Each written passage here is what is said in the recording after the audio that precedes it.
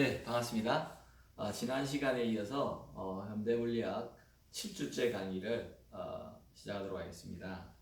계속해서 도의 원자 모형과 관련된 예제나 연산 문제를 한번 풀어보겠습니다.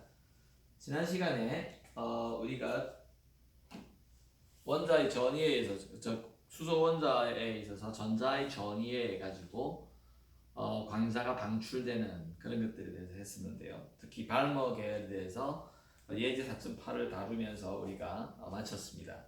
그래서 그와 관련하여서 연속 문제 페이지 174에 있는 연속 문제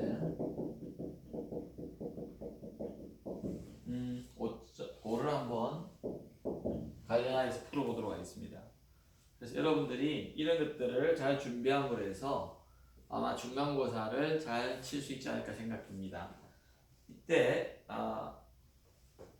예제 4.8에서는 예를 들어서 지난 시간엔 예제 4.8은 어떤 때냐면은 발모 계열 중에서 어떻게 됐습니까? 가장 긴 파장이었죠. 파장을 구하고 그 다음에 광자의 에너지를 구하는 그런 거였는데, 이 연속 문제 5에서는 발모 계열인데, 자, 발모 계열이라는 것은 뭐라고 그랬냐면요, NF가 어떻게 된다고요? 2라는 것을 명시하고 있습니다. 그래서 가르쳐 주고 있다. 그런데 여기서 가장 이제는 짧은 파장입니다. 자, 이런 게 시험 문제 나올 수 있겠다, 그죠? 여기서 가장 긴 파장이라 그랬으니까 이게 뭐였죠? NI가 3이었습니다, 그냥. 근데 지금 이 연속 문제에서는 가장 짧은 파장을 하니까 어떻게 해야 되겠습니까? n이 뭐가 돼야 되겠죠? n이 가장 큰 수 뭐였죠? 무한대입니다, 무한대. 이게 이 문제의 키 인포메이션입니다. 이것만 안다면은 우리는 앞에서 풀이했던 과정들을 정확하게 다시 이용할 수 있는데요. 자, 보십시다. 짧은 파장, 이렇게 파장을 구해야 된다, 그죠? 그럼 어떻게 되죠? 람다분의 1이 어떻게 돼야 됩니까? R에 N의 F의 제곱분의 1 빼기 무한대의 제곱분의 1 이렇게 되겠다, 그죠? 여기 NI인데 NI가 여기서 지금 짧은 거라 해서 무한대로 해줘야 되겠다, NI를. 그래서 해보니까 R이고요, NF가 4분의 1이다, 그죠? 2의 제곱분의 1, 결국은 4분의 R이 되죠. 그러면서 람다는 어떻게 됩니까? 람다는요 R분의 4가 되죠. 맞습니까? 역수일치하니까. 그럼 R이 1.097 곱하기 10의 7성 미터 인버스였습니다. 분의 4가 되죠. 이것을 계산하고요. 그 다음에 문제는 뭐냐면은 이 짧은 파장을 가진 광자의 에너지를 구했습니다. 그래서 문제가 뭐냐면 E의 포톤을 구해라는 거죠. E의 포톤. 가장 짧은 파장을 갖는 이 포톤. 그래서 이거는 우리가 람다를 구했는데 람다분의 HC다. 같은 과정을 통해서 우리가 구해보면 되겠다. 그러면은 계산을 해보니까요, 람다가 지금 이래 되니까요, 뭐 계산을 한번 해볼까요, 대충? 이 2.6에 그죠? 1이면 2.5 되니까, 아니면은 이렇게 하면 안 되네요. 약 3. 그죠? 4 나누기 1.097하니까 3.8 정도 된다고 봅시다. 3.8 곱하기 10의 마이너스 7성 밑 된다죠? 이렇게 되네요. 그러면은 380 약 380 나노미터 정도 될 거예요. 380 나노미터다. 그러면은 여기에 한 3.8 곱하기 10에 여러분 직접 계산해 보십시오. 그 다음에 6.626 곱하기 뭐 이렇게 아니면은 앞에 계산했던 이거 넣지 말고요. 일렉트론 볼트가 더욱더 현실적인 단위이기 때문에 4.135였습니까? 우리가 4.136 곱하기 10의 마이너스 15성 일렉트론 볼트 세컨드가 되고요. 그 다음에 여기서는 3 곱하기 10의 8성 미터 퍼 세컨을 넣어주면 됩니다. 광속을 넣어주고요. 이거는 지금 미터의 단위죠 이제. 그러니까 이 미터는 없어질 것이고요. 세컨드 분의 1도 이거 없어지고 일렉트론 볼트의 단위가 남습니다. 근데 10의 마이너스 1성과 올라가면 10의 15성이 되죠. 8성하고 이거 없어지겠다 그죠? 그래서 4.136 분의 3.8이 되나요? 맞습니까? 그래서 계산을 해보니까 틀렸네요. 잠깐만요. 3.45이고요. 아 여기 3이 있죠. 죄송합니다. 3이 있죠. 그래서 이게 3.4 일렉트론 볼트입니다.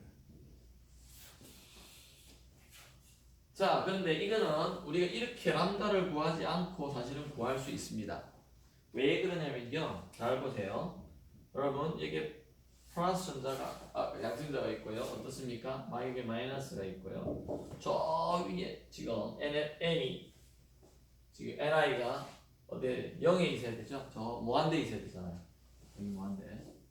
그러면 아까 전에 우리가 이 포톤이 어떻게 된다고 했죠? 여러분 기억나십니까? 지난 시간에 우리가 이 포톤을 어떻게 구했죠? E에 다시 한번 해볼게요. 포톤은 N이죠? 포톤은 E에 I 빼기 EF라고 했습니다.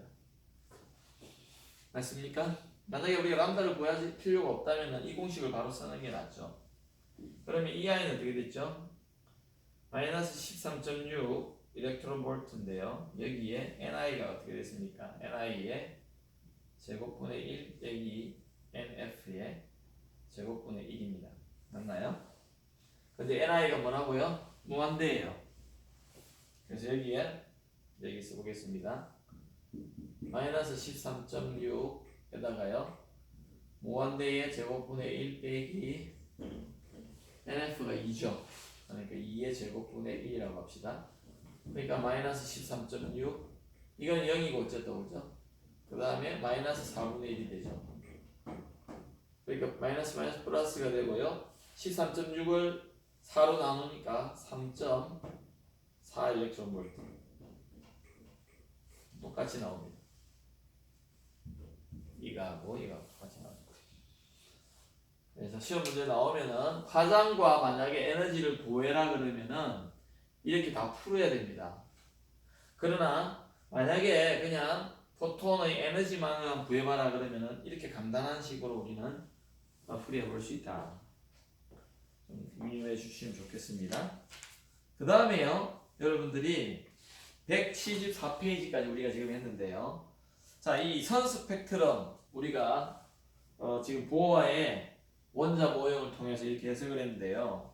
여러분들 거기에 174페이지에 보면 뭐라고 되어 있냐면요. 이 보아의 이 이론에 의해 가지고 원자 모형 이 이론에 이제 거의 원자 모형에 대한 이론이 그냥 정착을 하게 되는데요. 인정을 받게 되는 거죠. 그 이유가 그 뒤에 174페이지에 보면은요.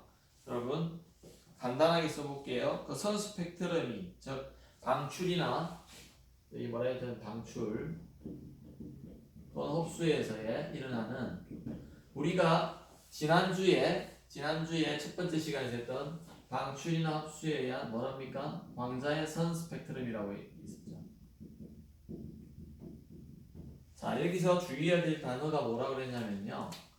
요 선이라는 말이었습니다. 선. 이 선이 라인으로 나와 있었다. 그죠? 라인으로 이렇게. 그것들이 왜 이렇게 보이는지를 우리가 정확하게 이게 왜 보이는지 설명할 수 있다. 뭐로요? 보어의 이론으로. 왜 그렇죠? 에너지의 레벨들이 양자화되어 있으면서 아주 좁은 에너지 준위만 가집니다. 그래서 거기서 이렇게 떨어지는 에너지 차이에 의해서 이런 선 스펙트럼이 또한 흡수됨으로 인해서 나오는데 당연히 이 안에는 증상 상태들이 없다는 거죠. 없다 보니까 우리가 특정한 에너지만 나올 수 있다.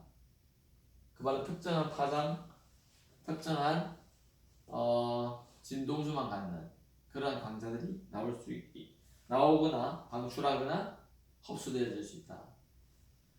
그 다음에 두 번째가 뭡니까? 원자로부터 X선의 방출을 설명할 수 있다. 예를 들어서 원자로부터 X선의 방출 당연하게 할 수 있죠. 금방도 우리가 계산했는데요. 예를 들자면은요, n 이꼴을 지금 발먹여야 되기 때문에 어떻습니까?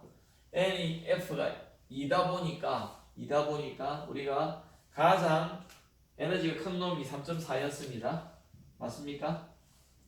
근데요, 어떻습니까? 만약에 nf가 1이다면은요, 13.6이 되는 거죠, 그죠? 맞습니까? 여기 13.6이 있잖아요. 그래서 ni가 무한대고 nf가 1을 넣어주면요 13.6이 됩니다. x선의 파장이 되는 거죠. 그래서 여기 보면은 예를 들자면요 수소인 경우만 그렇지만 더 원자가 커져 버리면은 어떻게 됩니까?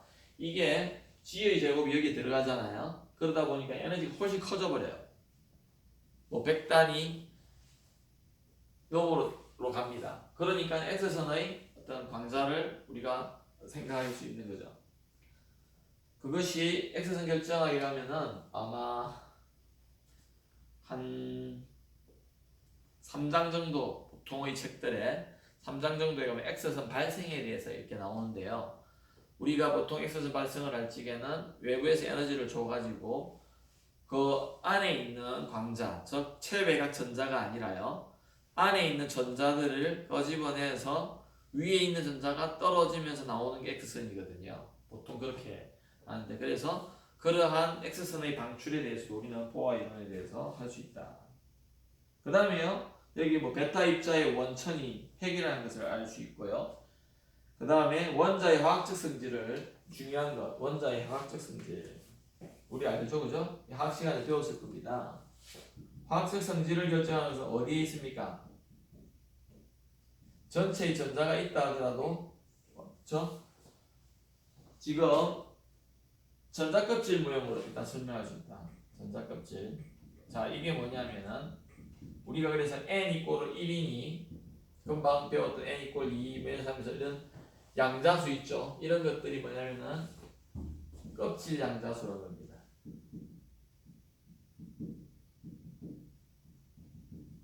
또는 에너지 양자수죠. 에너지를 결정하잖아요. 또는 그래서 중요하다. 그래서 지난 시간에 제가 뭐라고 그랬죠? 주양자수라고 그랬죠. 그런데 껍질 양자 껍질로 전자껍질로 되어 있다. 전자들이 도는 궤도가 정해져 있다 이 말입니다. 궤도가 정해져 있죠.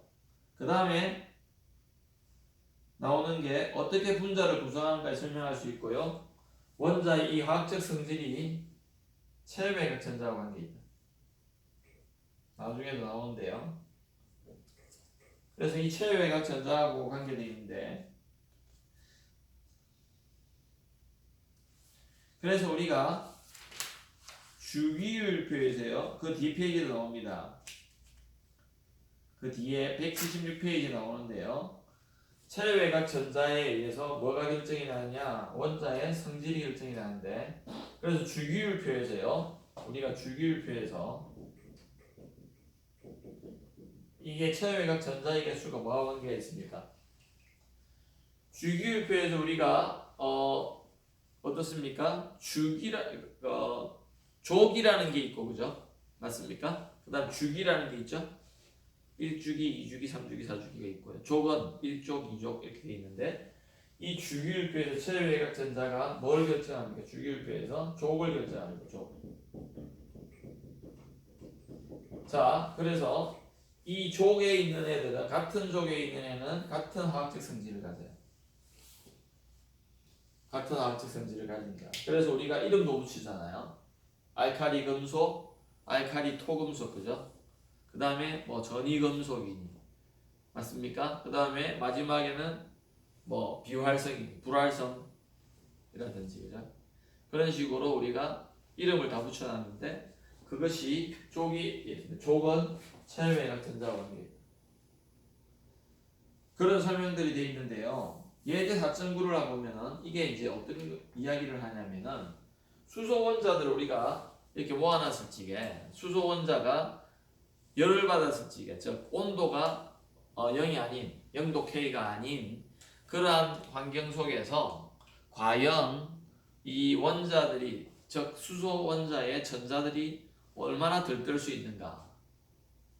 외부에서 에너지를 즉 열에 의한 온도에 의한 그 에너지를 받잖아. 열 에너지를요. 그럴 적에 우리는 이게 이제 고전론하고 양자론하고는 다른데요.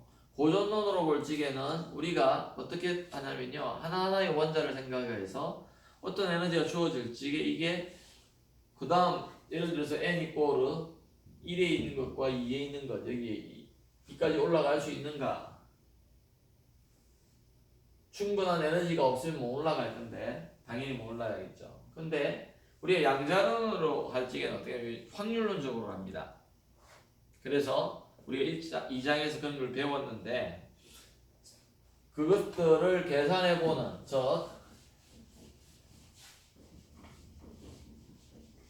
그래서 제목이 뭐라고 되어 있습니까?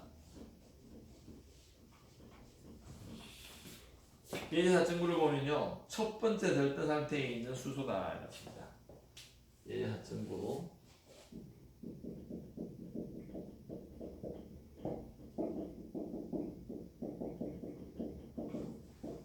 들뜬 상태. 자, 첫 번째 들뜬 상태라는 것은요. 자, 잘 보세요. n이 이꼴 1인 경우를 우리는 뭐라 한다고 했죠, 제가? 다 정상 상태인데요. 이거를 바닥 상태라고 합니다. 바닥이라는 게 제일 아래에 있는 이런 의미죠. 그래서 이거를 영어로 ground state라고 해요. 자, n 이꼴 1인 경우를 우리가 ground state라고 그러는데 그것을 제외한 모든 n 이꼴 2부터 3, 4, 5, 6, 7 뭐 이렇게 n 이꼴 2, 3 이렇게 올린 그걸 전부 다 뭐라 한다면 들뜬 상태라고 해요. 모든 거를 들뜬 상태라고 합니다. 그렇다면 첫 번째 들뜬 상태라는 것은 여기서 나와 있듯이 첫 번째 들뜬이니까 n이 어떻게 되죠? 2가 되겠다, 그죠? n 이꼴 2인 상태 이런 말입니다. 그런 상태에 수소 원자가 놓여 있을 수. 자, 그래서 예제가 뭐냐면 많은 수소 원자가 첫 번째 들뜬 상태에 있을 온도를 계산해야 돼요. 아까 제가 뭐라 그랬죠? 그래서 모든 원자가 있다는 말이야. 많은 웬만큼 많은 그거는 참 애매한 말이지만은 한번 보십시다. 그때 뭐 대부분의 온도에서는 아니면은 충분하지 않은 온도에서는요. 전자는 그냥 n 이꼴 1에 있을 거예요. 왜냐면은 바닥 상태에 있고 싶어 하고요. 그 다음에 2까지 올라가는 에너지 개념이 필요하죠. 우리 계산을 안 해봤지만은 쉽게 계산할 수 있습니다. 아까 전에 마지막에 계산한 게 3.4 일렉트론 볼트라고. 지난 시간인가요?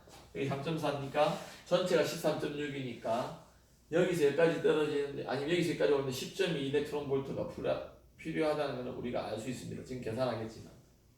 그러나 이게 충분히 이러한 에너지가 안 주어진다 하더라도 우리가 확률론적으로 양자론적으로 보면요. 일부의 원자는 첫 번째 들뜬 상태로 갈 확률이 더 있다 이 말입니다. 그래서 여기 보십시다. 그 온도를 계산해 보고요. 이 온도에서 어떤 계의 흡수가 현저한가. 자, 이 온도가 만약에 이제 어떤 온도가 주어질 건데 이런 경우에 당연히 이 열의 흡수에 의해 가지고 그죠? 계열이 이제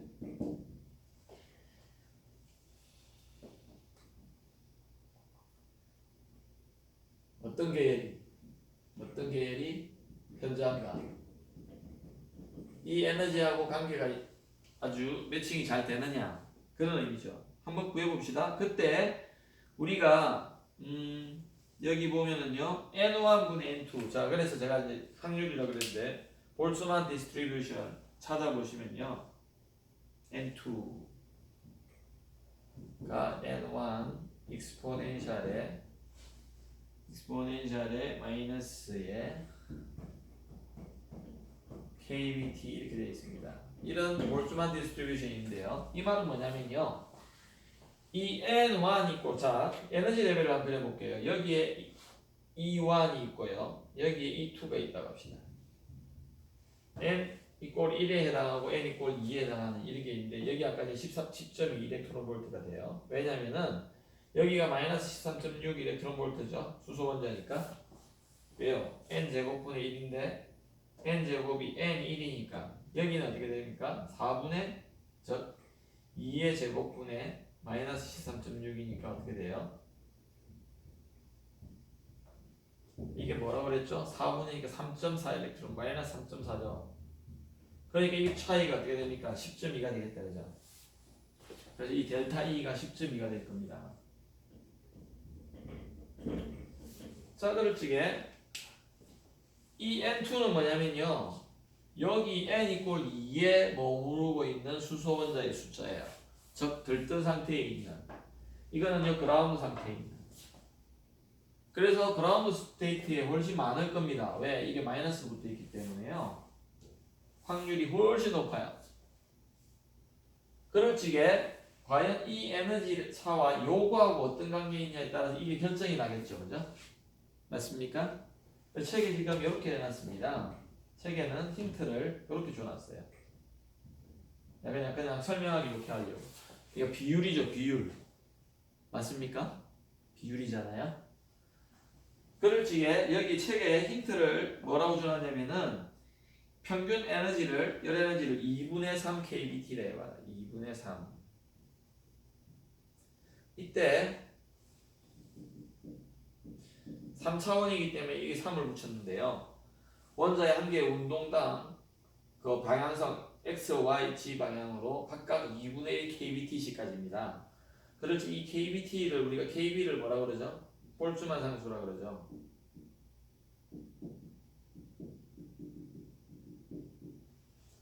이게 주어져 있죠, 그죠? 그래서 이걸 계산해 보면은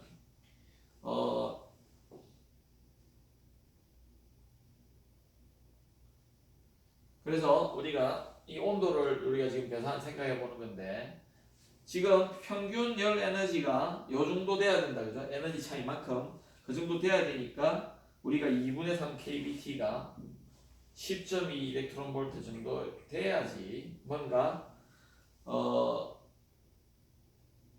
많은 수소 원자가 여기 지금 제목이 뭐였냐면 많은 수소 원자가 여기 갈 수 있어요.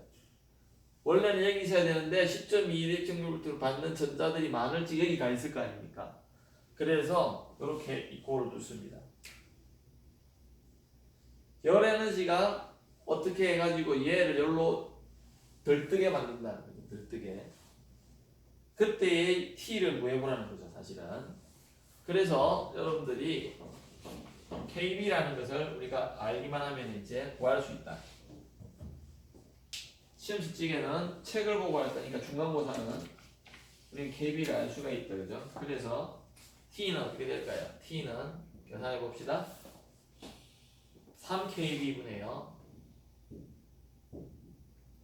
2 곱하기 10.2 일렉트론 볼트다 그죠? kB를 우리가 일렉트론 볼트 단위로 나타내준 그 식이 있는데 그게 8.62 곱하기요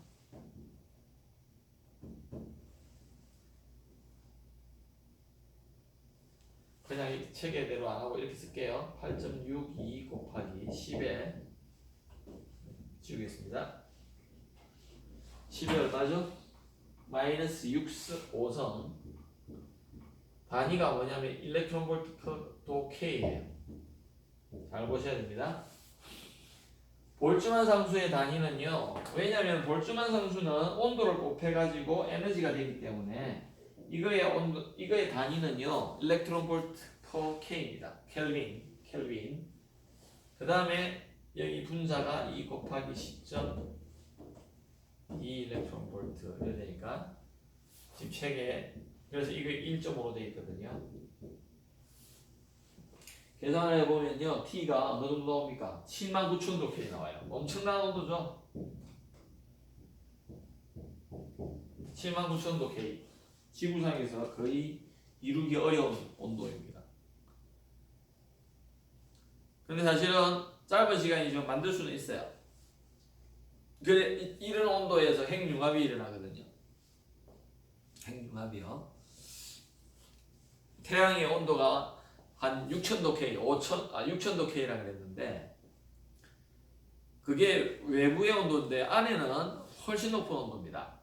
그래서 어떻습니까, 여러분? 수소가 4개가 합쳐져 가지고 핵융합이 일어나서 헬륨이 되면서 그 질량의 결손, 질량의 차에 해당되는 에너지만큼 방출되어지는 게 지금 태양광 또는 태양별 에너지잖아요, 그죠? 그래서 이게 엄청난 온도입니다. 근데 그런 온도보다 낮은 온도예요. 79,000도 높지만. 자, 그래서 뭐라고 해놨습니까? 이 결과를 우리가 볼츠만 분포, 아까 제가 말씀드렸죠? 볼츠만 분포를 볼 적에, 확률 분포를 볼 적에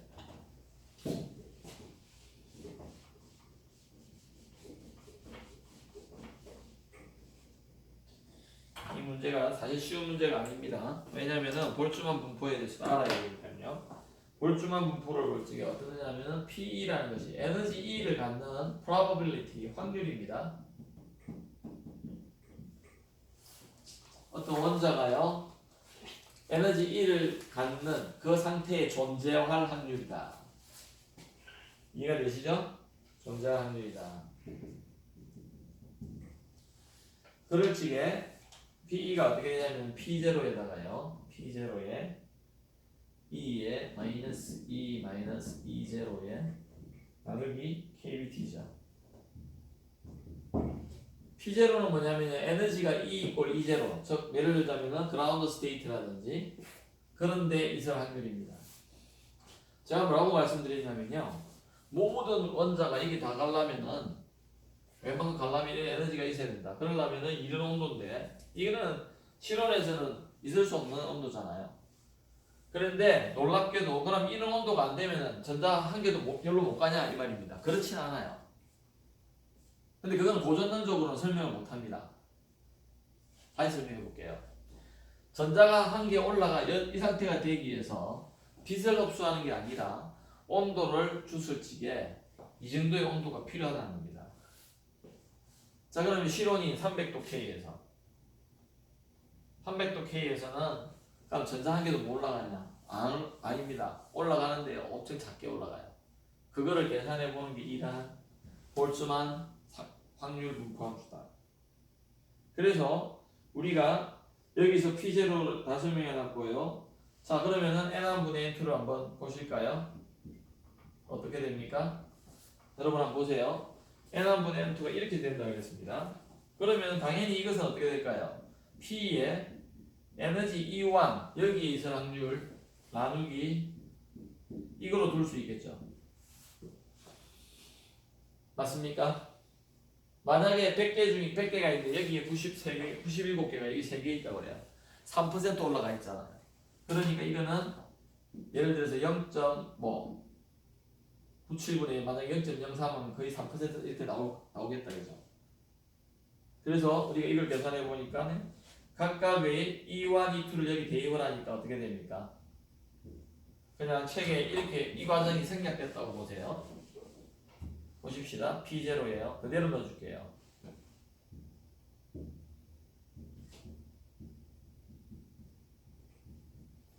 이렇게 될 것이고요. 이거는 P0에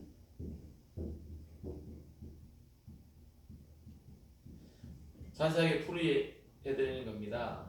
이럴 적에요. 맞습니까? 그대로 집어넣어줬습니다. 그럴 적에 우리는 여기에 P0는 없어질 거고요. E0는 없어지겠죠? 그래서 어떻게 됩니까 이게? 책에 있는 식이 그래서 유도가 됩니다. 2에 마이너스에 여기가 지금 이 올라가면 어떻게 됩니까? 되니까 마이너스 돼야 되겠죠. 이 플러스가 되는데 여기 마이너스가 있으니까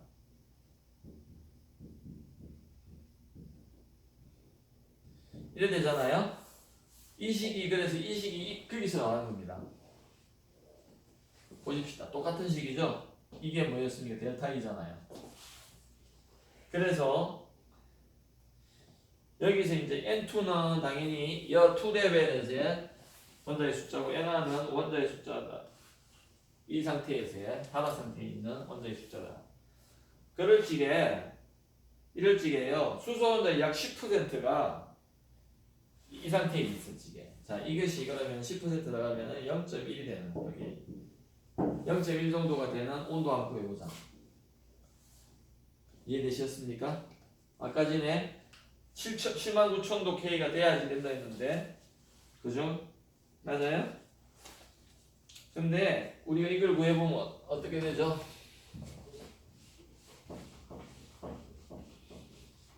그러니까 한 여기 100개 있고 여기 90개 있고 여기 100개 정도 되나? 아니면 여기 100개 있는데 그 중에서 한 10개 정도가 대략적으로 그렇게 되는 이 온도를 구해보자는 거죠. 그러려면은 양변에 로그를 쳐야 되겠다, 그죠? 로그에 0.1은 마이너스에다가요. 맞죠? 로그를 치면 이거 없어지고요. 이게 E2 빼기 E1이 벌써 델타 E로서 정해져 있습니다. 그 다음에 여기에 KBT 이래 되겠다, 그죠? 맞나요?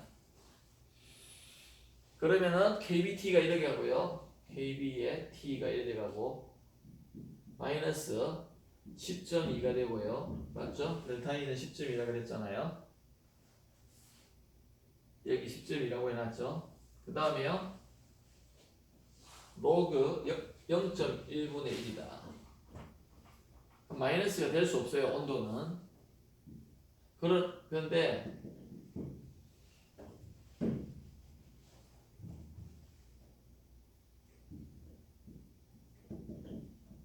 이거 자체가 마이너스이기 때문에 괜찮습니다. 그리고 T를 구해보니까 KB를 여기 나누면 되죠. 그죠? 아까 전에 뭐였죠?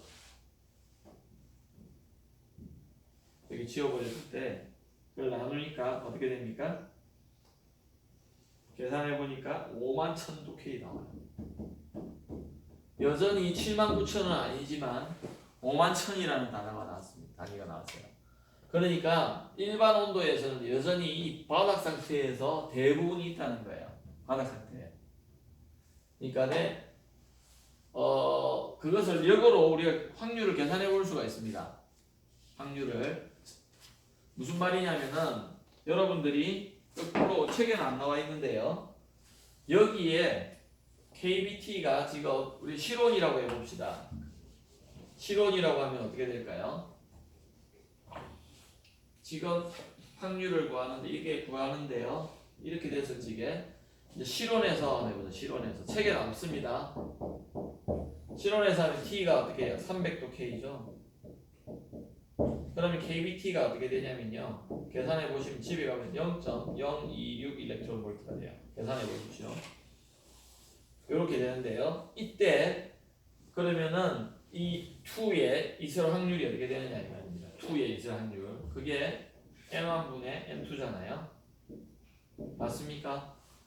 그러면은 요게 되죠. 그러면 E에 마이너스 델타 E에 KBT인데요. 이래 되는데 어떻게 돼요? E에 마이너스 10.2 맞죠? 나누기 0.026이에요. 이래 되면 어떻게 되죠? 1이면은요 이게 40이죠. 0.026분의 1하면 40인데 10이니까 400이다 그죠? 약 2의 마이너스 400승이에요. 그러면 2의 400승분의 1. 엄청 크죠 이거? 엄청 큰 거분의 1이니까 거의 0이죠. 그래서 이 정도 온도로서는요, 실온에서는 수소 원자가 대부분이 0.99999 하여튼 막 99 그러니까 99.999 한 10개쯤 가가지고 분의 1이 그 퍼센트만큼은 다 n equal 1이 있다는 겁니다. 2 상태는 못 올라가고요. 그 다음에요, 여러분들이 뒤에 보면은 그림 4-25를 한번 보십시오. 지금 보호의 원자 모형을 우리가 계속 하고 있는데, 보호가 그린 전자의 궤도, 그러니까 우리가 뭐 과학이라는 것이 그렇게 발달되어 있지 않기 때문에 요즘은 우리가 네이버를 쳐본다든지 구글에 들어가 보면요, 전자구름이라는 걸 찍어 놓은 게 사진이 있습니다. 실제적으로 그걸 찍어 놓은 거죠, 그죠? 어떤 거였습니까? 여기 핵이 있는가는 모르겠는데 여기 하얗게 돼 있고 이렇게 점 찍혀 있는 거 보였죠? 맞아요? 그리고 또 여기 또 이렇게 찍혀 있잖아요. 여기 찍혀 있는데 이게 전자 한 개가 점이에요. 그럼 전자가 많다느냐? 그게 아니죠. 전자가 아주 빠른 속도로 회전하고 있다는 겁니다. 근데 카메라가 아무리 뛰어나도 노출 시간이 0이 될 수는 없잖아요. 맞죠? 네, 노출 시간을 아주 작게 해서 지금 마이크로 세컨드로도 어려운데 그 마이크로 세컨드만 해도 전자가 엄청 돌고 있다 보니까 수많은 전자들이 찍히게 되는 겁니다. 그 노출 시간이 길어서. 사실 마이크로 세컨드의 셔터의 속도는 굉장히 빠른 점에도 불구하고 이 전자가 도는 속도를 감안해 볼 적에는 충분한 시간이 된다는 거예요. 그래서 빛이 여기 갔을 때 여기 갔을 때 다 찍혔다는 거예요, 사실은. 그래서 이런 구름을 볼 수 있는데 보호의 시대에는 그런 현미경이 없잖아요, 그죠? 사진기가 없고 그러다 보니까 이 사람이 이제 상상을 한 거죠. 그래서 첫 번째 수소가 이렇게 돼 있다. 그 다음에 헬륨은 어떻게 돼 있을까? 전자가 2개 있어야 되죠. 근데 핵을 2개 그려놓지는 않았어요. 왜? 핵은 그냥 작은 점 하나 있을 거다. 그래서 이렇게 그려놓고요, 이렇게 그려놨습니다. 그 다음에요, 리튬은 어떻습니까? 다른 차원이에요. 껍질이 달라져. 참 대단한 사람이다, 그죠? 그 다음에 탄소가 6번이거든요. 이래 될 것이고, 네온 10번이다. 나트륨 11번. 11번이 되다 보니까 네온에다가 한 개 더 그려놓은 거예요. 진짜 잘 그렸죠? 맞습니까? 알고는 또 어떻게 됩니까? 18번이 되니까 또 닫힌 회로가 돼야 되니까 참 요즘의 그 원자 궤도 함수의 아니면 모양에 굉장히 맞는 그러한 그림을 그려놓은 것 같습니다. 그래서 여러분 이까지 해서 지금 117페이지까지 마쳤는데요.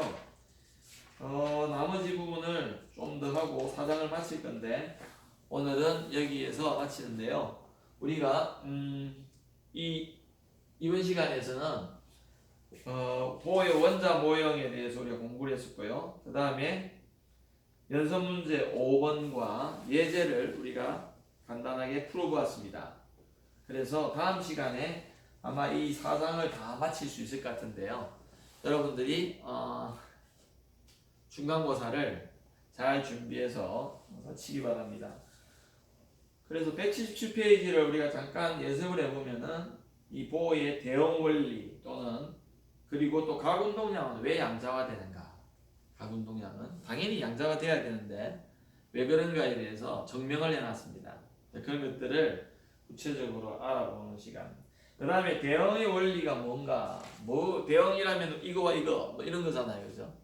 그렇다면 우리가 지금까지 생각해왔던 그게 뭐였냐면 고전론과 양자론 이런 거죠, 그죠? 고전역학과 현대역, 원리학 이런 건데 그것들이 어떻게 해요?